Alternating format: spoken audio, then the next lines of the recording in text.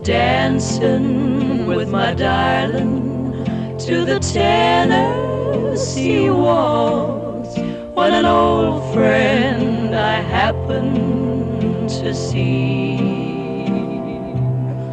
I introduced her to my loved one, and while they were dancing, my friend stole my sweetheart from me.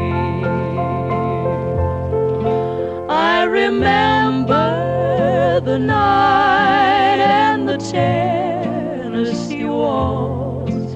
Now I know just how much I have loved.